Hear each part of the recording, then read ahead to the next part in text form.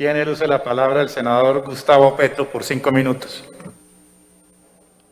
Sí, aquí escuchamos una larga lectura de programas que aparentemente iban contra el empobrecimiento de Colombia.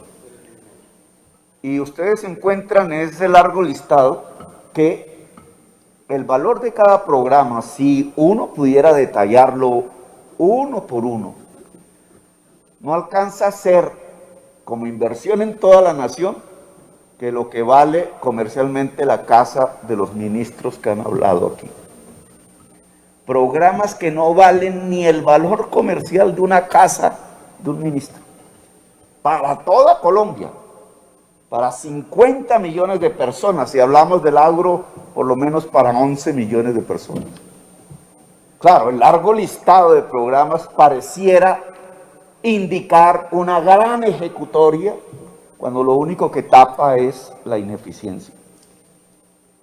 Porque ustedes tienen que contrastar ese largo listado de programas, cada uno con valores inferiores a lo que vale la casa del ministro, con el hecho que el 30% de los colombianos y colombianas no comen, tienen hambre. Esa es la cifra que hay que sacar. Toda la política social anti-COVID ha fracasado en Colombia porque no logró paliar el hambre. Contrástenlo con las cifras y lo vamos a ver respecto al COVID. Del COVID.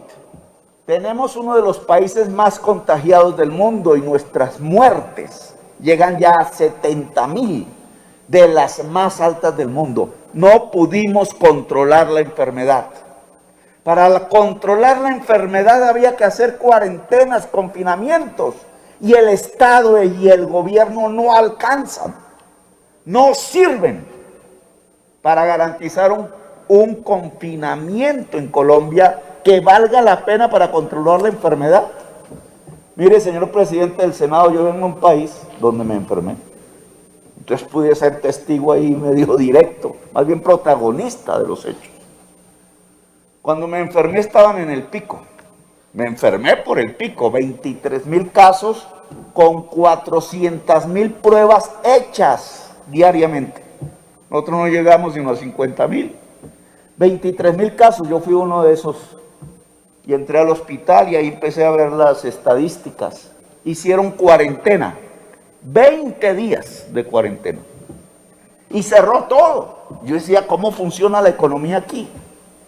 Y al cabo de los 20 días vi cómo la curva se desplomaba, tanto de los muertos como de los contagiados. Es decir, tenían capacidad de controlar la enfermedad. ¿Cómo lo hacían? Sosteniendo a las familias dentro de las casas. Lo que no pueden hacer aquí, no porque no tengamos los recursos, sino porque no se quiere. Porque el tipo de política en Colombia es completamente diferente. Lo que aquí se ordenó y dictaminó fue dejar que la gente se enfermara. Fue dejar que la gente muriera de acuerdo a su sistema inmunatorio. Una lotería. El que se enferma depende de sí mismo. Y se hizo disque para reactivar la economía. Miren las cifras. Quebraron la pequeña y mediana industria en Colombia, mandaron millones de personas al desempleo y entonces aquí se sacan unas cifras particularmente irrisorias. Vamos a crecer el 5% del PIB, dicen aquí, y se les olvidó cómo fue que construyeron la cifra de crecimiento económico del año 2019, donde crecimos creo que el 3 o el 4%. ¿Saben cómo hacen esa cifra? Ponen las utilidades del sector financiero como crecimiento productivo de Colombia. Lo que creció en Colombia en el año 2019 fue las utilidades del sector financiero y las ventas ambulantes en Colombia. Y ese fue el crecimiento económico. ¡Qué gobierno tan bueno! Pues miren la cifra comparadas con los programas. En el año 2019 el sector financiero colombiano obtuvo como utilidades 55 billones de pesos. Y el año de la pandemia, el año pasado, ya veremos obtuvo 24 billones de pesos. Un minuto más, senador Petro. Obtuvo 24 billones de pesos de utilidad. Eso es riqueza.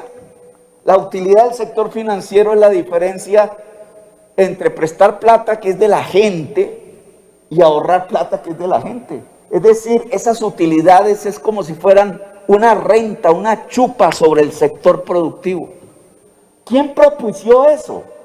¿Por qué hoy se puede decir, y discúlpeme, presidente, que lo que creció en Colombia en medio de la pandemia, lo único que fue positivo, números azules y no rojos, son las utilidades del sector financiero? Eso no se produjo por el mercado, eso se produjo por una política, la política del ministro Carrasquilla.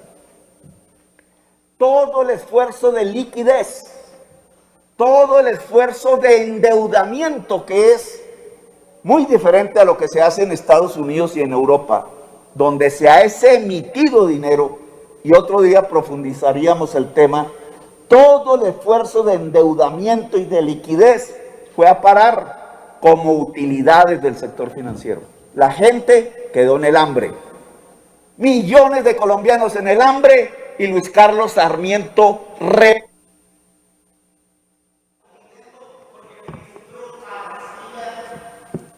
Un minuto más, senador Petro, para que termine. digamos, millones de colombianos aguantando hambre. Y el ministro Carrasquilla no fue capaz ni siquiera de impedir la repartición de dividendos del sector financiero. La plata pública se fue a utilidades bancarias, y las utilidades bancarias se fue al bolsillo de los propietarios de los bancos. Esa es la política económica que aquí tratan de ocultar, cuando el cobro de esa política, la otra cara de la moneda de esas utilidades, se llaman hambre, desempleo y muerte por el COVID. Gracias, señor presidente. De un debate que convocó el oficialismo para lavar la cara de la ejecutoria gubernamental en un periodo, perdón, si me permites, en un periodo dramáticamente importante de la vida nacional. Y como es tan poco tiempo, me voy a aplicar a desnudar lo nuevo que he encontrado, con la advertencia de que hemos de hacer un esfuerzo enorme para desnudar lo que es esta reforma. Es mucho más de lo que se ha anunciado. Trabajadores que van a salir el 28. Les denuncio que van por impuesto a la renta al retiro de sus cesantías. Esto es una sinvergüenzada, una canallada contra la clase trabajadora colombiana. Derogar el artículo 207.1, que dice, comillas, exención de cesantías pagadas por fondo de cesantías, y dice, cuando el fondo pague las cesantías, estas serán exentas de acuerdo con lo previsto en el numeral 4 del artículo 206. ¿Por qué ningún colombiano, o no sé cuántos, se habían percatado? Por la técnica que utiliza el ministro marrullero, uno de los peores de la historia, en los ministerios de Hacienda, para embaucar y para producir lesión grave en los intereses de eso que aquí han llamado clase media, porque aquí se le llama clase media a cualquier trabajador que tenga una mediana estabilidad. Se rasgan los congresistas oficialistas las vestiduras, y el gobierno ahora hablando de clase media. Esta es la realidad de clase media. ¿Quieren ver más atentados contra la clase media? Otro artículo que acabo de encontrar. 1. Artículo 163, vigencia y derogatoria. Bueno, en lo fundamental todos estos están en los intersticios de la ley. Deroga una gran cantidad de contribuciones que actualmente suministran los usuarios comerciales, industriales y estratos 5 y 6 para subsidiar servicios públicos de estrato 1 y 3. Y lo compensan con el IVA del 19, incluido el estrato 4, es decir, el 4 es el más paganini acá.